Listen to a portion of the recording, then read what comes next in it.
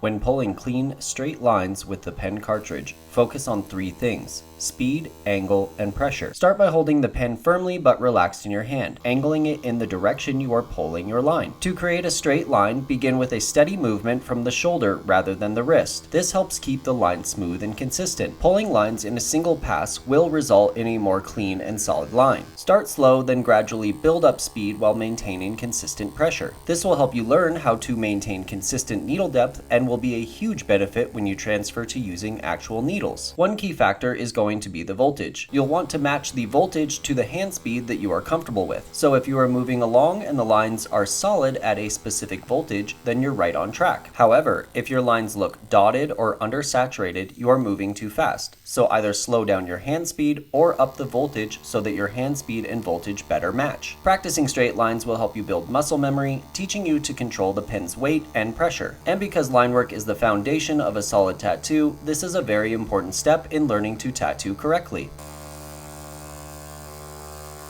To pull consistent circular shapes when tattooing, focus on control and fluidity in your hand movement, letting your wrist maintain loose for smooth, controlled movement. Start the circle with a steady, continuous motion and moving at a continuous speed, allowing your hand to guide the shape. Sometimes it is helpful to use your other hand to stabilize your tattooing. Typically, I do this by resting my ring finger against my thumb. And although a single continuous pass is usually best, especially with circles, you may find it more helpful to whip out slightly at certain points if you're uncomfortable completing the circle in one motion. This technique allows you to regain control before coming back to complete the shape. Maintain a consistent speed and pressure as you complete the circle, avoiding any sudden changes that could create bumps or uneven lines. When learning, start with smaller circles to gain control and gradually practice larger shapes, focusing on keeping the line weight and curvature uniform. Practicing these circular motions builds the muscle memory and fluidity essential for tattooing round shapes, so that over time, pulling clean, consistent circles becomes second nature. Confidence is key to pulling straight lines, circles, and any shapes when tattooing. I know you don't feel confident just yet, but the only way to get there is by practicing often.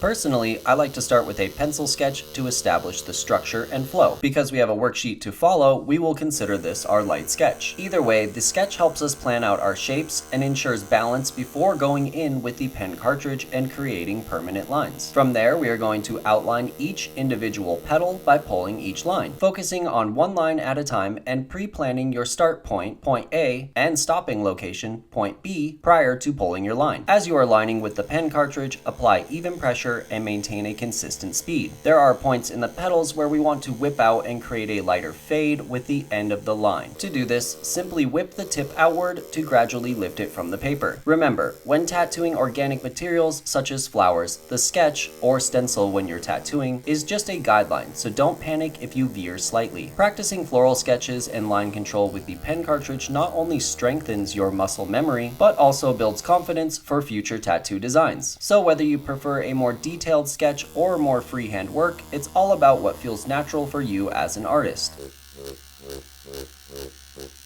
Whip shading involves a smooth, flicking motion to create gradient shading. To master this technique, keep your wrist and hand relaxed and make quick and controlled strokes. Begin by pressing down gently at the start of the motion, then whip the pen tip outward or gradually lift it from the paper, creating a lighter fade towards the end of the stroke. Speed and voltage are key to the results you'll achieve with whip shading. A higher voltage will make the needle or the pen tip move faster, which can create bolder, darker shading. Lower voltage, on the other hand, slows the needle or pen tip, allowing for softer, lighter shading. If you are looking to create a stippled look, you want to make sure that your voltage is slow enough so that when you whip, you see the individual dots. Matching your hand speed with the voltage setting is essential to getting your desired look, and experimenting to find the right balance is key. Straight line practice is essential for whip shading as well. Building muscle memory with straight lines helps develop the control and consistency needed for smooth shading. Repeated practice of lines and whip shading at different speeds and voltages will enhance your control, helping you to achieve a balanced, consistent shading style in your tattoos.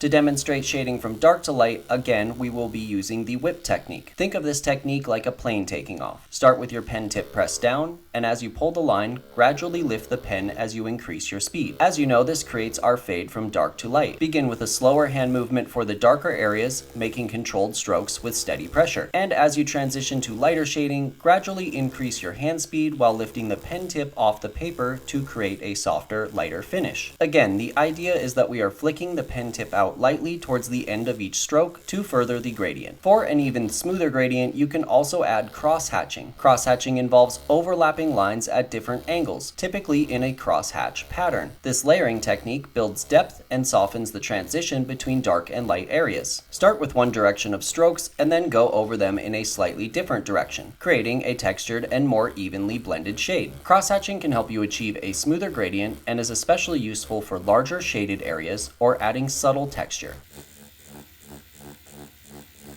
To shade a sphere, start by identifying the light source, which will determine where the highlights and shadows fall. Imagine the light coming from a specific direction, like the upper left. The area closest to the light will be the brightest, while the far side will have the darkest shadow, creating a sense of depth and roundness. Essentially, we are doing the same technique as we did with the rectangle, but focusing on the negative space created by the light. For a seamless transition, gradually lift your pen as you shade from the dark area toward the negative space, lightening your hand speed and pressure to achieve a smooth gradient. Adjust your strokes to blend each area into the next, creating a natural fade that rounds out the shape.